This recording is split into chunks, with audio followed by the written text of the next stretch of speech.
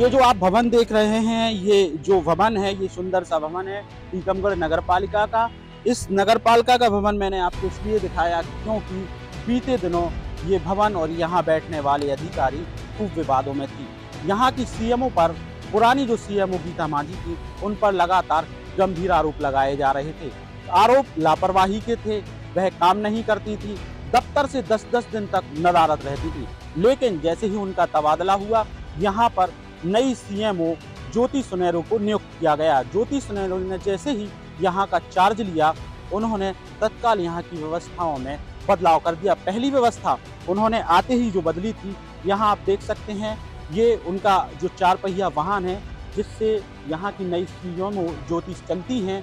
और यहाँ पर पिछली सीएमओ के कार्यकाल के दौरान भारी वाहन खड़े हुआ करते थे, यहाँ पर आने जाने में लोगों को परेशानी होती थी। इसे देखते ही प्राथमिकता से ज्योति ने यहाँ से वाहनों के लिए जो पार्किंग है वो अलग से करवाई, वहाँ पर वाहन खड़े होने लगे और यहाँ पर सिर्फ सीएमओ नगर पालिका और नगर पालिका के अध्यक्ष का वाहन खड़ा होता है। अब दूसरे दिन की काम की बात करते हैं और सबसे बड़ी बात, इस काम के पहले हम ये कर लेते हैं कि एक पहली महिला अधिकारी टीकमगढ़ को ऐसी मिली है जो देर रात तक भी काम करती हैं।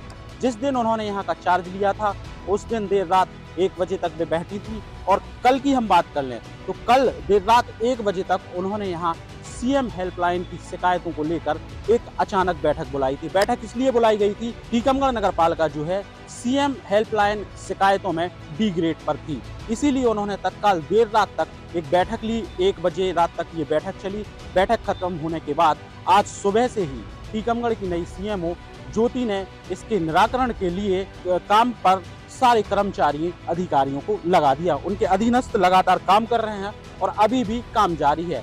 लगभग 125 सीएम हेल्पलाइन की जो शिकायतें थी, उनमें अब तक 70 से अधिक शिकायतों का जो है सीएमओ ने तत्काल निराकरण करा दिया। मतलब साफ है, अगर आप काम करना चाहें तो आपको किसी भी तरह की परेशानी नहीं आएगी। ऐसा ही सीएमओ जो ज्योति सुनेरी हैं, उनके द्वारा देखने को मिल रहा है। ज्योति देर शाम हो, देर रात हो, अल सुबह हो, कभी भी हो, वह काम के लिए तैयार रहती हैं। इसी का जो फायदा है अब लोगों को मिलने लगा है। जैसे ही ज्योति सुनेरी ने टीकमगढ़ नगर पालिका में सीएम हेल्पलाइन की जो 125 शिकायतें थी, उन पर संज्ञान लिया और बारी बारी से उन शिकायतों का निराकरण कराना शुरू कर दिया।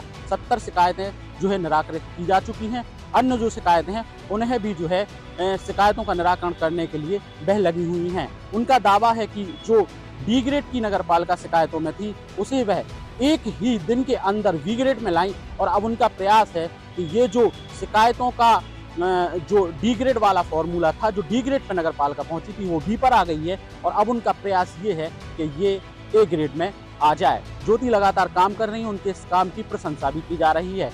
इतना ही नहीं, ज्योति सुनेरी की अगर हम बात करें तो वह जो हैं आम जनता से मिलकर, आम जनता से इतना जुड़ाव रखकर, उनकी शिकायतों के आधार पर नगर को सुंदर बनाने के प्रयास में लग चुकी हैं। अभी सिर्फ 2 ही दिन हुए, 2 ही दिन में बड़े बदलाव हुए। आने वाले समय में देखना होगा कि आखिर ज्योति का जो प्रयास है वो कितना सफल साबित होता है।